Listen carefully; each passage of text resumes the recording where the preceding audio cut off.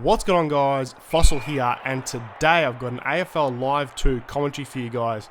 So I just want to talk a little bit about what I want to see patched in AFL Live 2 and what needs to be patched. So far I'm really enjoying the game. The gameplay is good. It's much better than the first AFL Live, pretty much because it's not the tackle feast that AFL Live was, but there is still a lot of minor issues that need to be patched in order to make this game better and the game that we deserve. And first off, I want to talk about player numbers. So I realised there is a lot of players out of position and not in the starting lineup. So I went to list management to change around a few players' positions. For example, Tom Liberatore is at full forward for the Doggies. So in switching around a few players, I realised that it also changed their numbers. For example, with the Saints, Nick Riewoldt is at full forward and Tom Lee centre half forward. And I switched the two and I made Tom Lee number 12 and Nick Riewoldt number 9. So I fiddled around with it a bit more and realised that any player I put full forward for the Saints was going to be wearing number 12. So there is a few issues there. Hopefully that can be fixed up because, I mean, this isn't rugby. Players' numbers aren't based on their positions that they play. So I've been playing some online lately as well, and I've run into some really bad lag issues. A couple of games in particular, the team kicking to the left-hand side of the screen had a ridiculous advantage. They were pretty much winning every hit out and most marking contests. When I was kicking to the right hand side of the screen, I could barely win a hit out, and I pretty much dominated 2 quarters and my opponent dominated 2 quarters. And then I ran into another game where the ball was like freezing mid-air before you could take the mark, and what seemed looked like I was tackling my opponent on my screen was actually 10 metres ahead of me running into an open goal. So there's a few online lag issues I'd like to see addressed as well. And also with the online leaderboards, every time I go to view them, my PlayStation just freezes.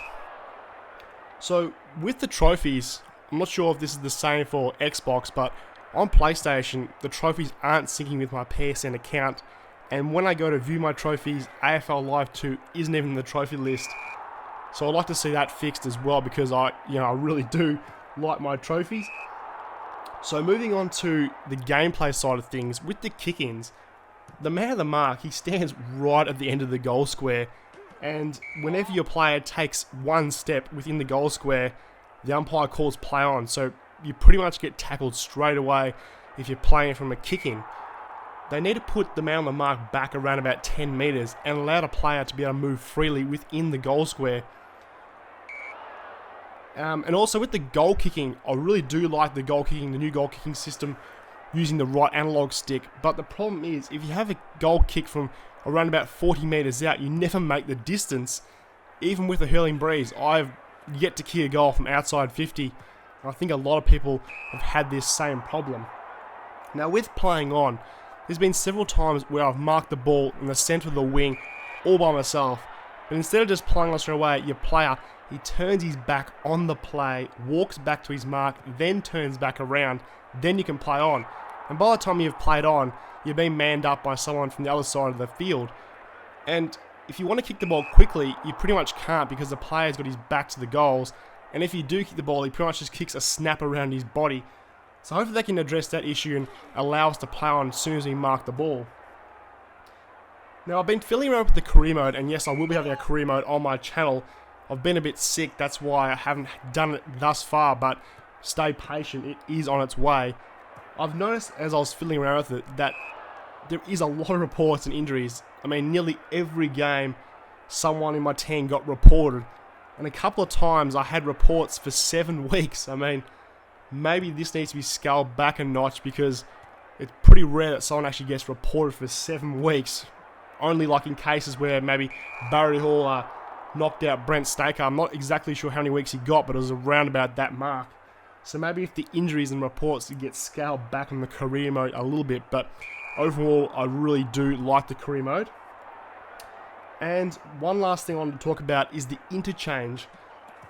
Even when I have the interchange on auto, the players never interchange. I mean, the only time it ever happens is when a player is fully depleted and they got their fatigue is right to the bottom. And that really happens when you're playing on 5-minute quarters. I think it was more designed for players playing on 20-minute quarters, but I don't think a lot of people are going to be doing that because matches are going to be way too long.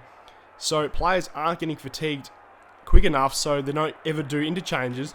And in a couple of cases, I was playing with the Suns and I was playing with Ablett, and obviously I was always hitting the ball to him, so he got fully fatigued and he was then interchanged, but he never came back on the field because a player that came on for him never got fully fatigued.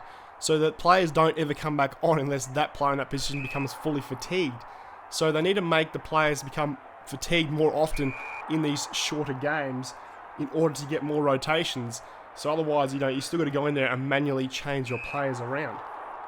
So let me know what you think about AFL Live 2 and what else you'd like to see patched that I haven't already mentioned. And I have heard that they're going to be bringing out a patch next year to update the rosters for 2014 season. They'll probably give us the new Adelaide Oval Stadium as well. But I have heard they're going to add some polish to the game at that stage too through a patch. So I'm hoping they're not going to wait until then to fix these issues, because waiting 4 or 5 months, people are going to be over the game by then if they're not going to fix these issues. So hopefully they can do this sooner rather than later. But yeah, as I was saying before, I will be having a career mode on my channel. I'm just trying to figure out what I'm going to do with that. I've got something a little bit special for you guys, so stay patient with that, and that is coming very soon. But otherwise, let me know if there's anything else you want to see patched in AFL Live 2. And I hope you enjoyed the video. Thanks for watching, and I'll see you guys next time.